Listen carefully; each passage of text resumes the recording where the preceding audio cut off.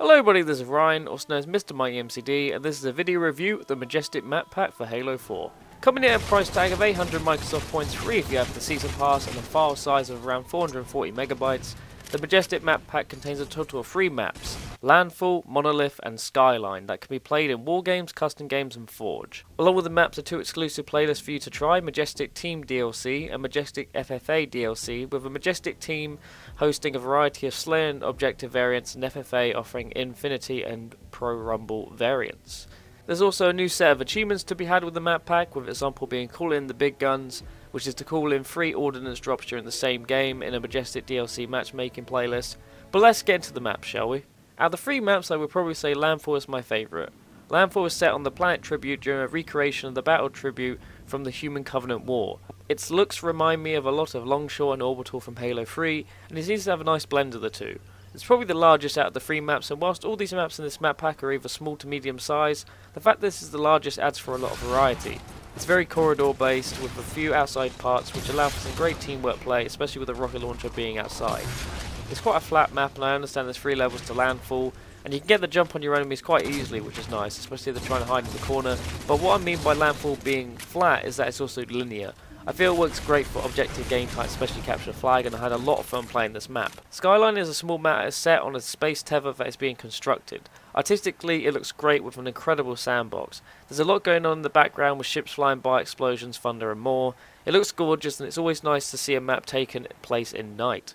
It has that lockout feel, but in terms of design, it kind of harkens back to how the Halo Reach maps were. The platforms and the colour palette of the map remind me of Reach with its blues and greys, and it does look nice, but kind of bland at the same time. It plays decent enough with some interesting ways to get around the enemy team. It's probably the smallest out of the 3 maps, and there's a couple of nice nooks and crannies you can get to surprise your opponents. But I found the map isn't really open enough. The bottom section isn't utilised enough or explored by many players, and essentially just the top part, which can lead to some frustration with all the barricades in the way. But Skyline overall is a quite decent map. And now to probably my least favourite of the maps, but don't get me wrong, I love Landfall, I think it's a great addition to Halo 4 map roster, Skyline is too, and so is Monomyth, but Monomyth can be pretty frustrating to play, and it reminds me a lot of Solace in many regards, and I do not like Solace. Monolith is set in an asteroid belt on a Forerunner monument to the Human Forerunner War, and the Forerunner architecture in this map does look really awesome. It's probably the best looking of the 3 maps. When I jumped in the first game of Monolith, I just thought, wow, it's so vibrant and sticks out, and it's just awesome looking until you begin to play it, and then you realise how annoying it can be. It reminds me of Solace not by its vibrant looks or the environment, but the way players tend to play it. There's a lot of long range fighting and hiding, and can make the map a bit of a drag to play.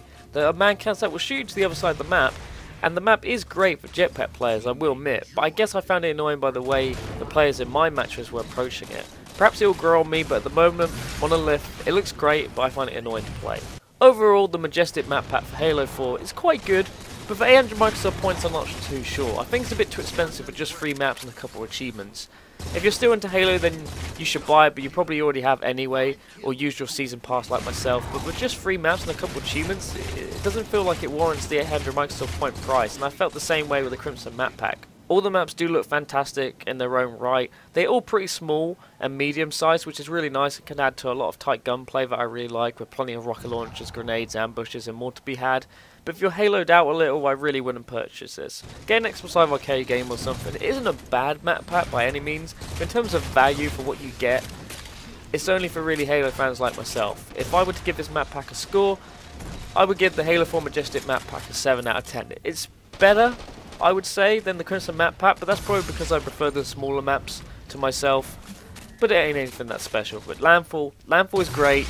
Skyline looks great in the background, but plays kind of annoyingly. And Monomyth, likewise. Anyway, thanks for watching, and be sure to subscribe and watch more of my videos. Cheers.